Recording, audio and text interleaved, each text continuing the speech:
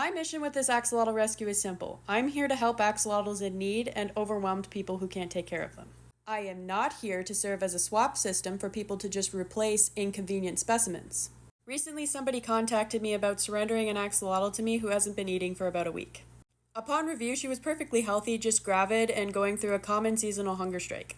I explained that and offered support because I understand a lot of people get axolotls without being fully aware that some of them can be trickier to feed than others. And if you've found yourself in that boat with a picky axolotl who's overwhelming you, do not feel ashamed to rehome it or to surrender it to a rescue. But please consider the lesson that this experience has offered you. Don't do what this guy's doing where he's asking for somebody to pull him out of a hole that he's about to jump back into. Because despite me offering to help him troubleshoot the issue, he decided to surrender anyway. And then immediately asked about adopting another. He then starts talking about all of the knowledge he has on axolotls, which leads him to mentioning that he doesn't want her to just go to anyone. He wants her to go to someone who will 100% commit themselves to her for life. Like he didn't.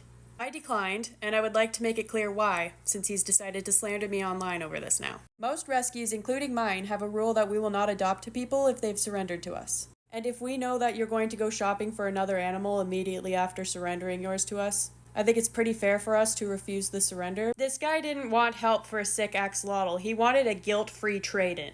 Accepting that axolotl would really be no different than if I accepted a severely neglected axolotl from someone who didn't know what they were doing because it got ugly and they wanted to replace it with a cute one again. As much as I wanted to help get that axolotl to someone who cared more, I'm not willing to work with someone who's going to turn around and make the same mistake again. Because while random food strikes like that are more common in females, it can happen with any axolotl and will most likely happen with all of them at some point in their life. Is he just gonna give up on them if that happens? That's a risk you have to take on any axolotl you could adopt or buy. You don't get to claim that you advocate for people to commit to pets for life if you abandon an animal because it was complicated and then go and buy that same type of animal when it could come with the same complications. Because in reality, that's just you playing trial and error for a perfect specimen. And you're fully planning on rehoming any that aren't. And if I'm wrong for not helping people like that, then I guess I'm a bad rescue.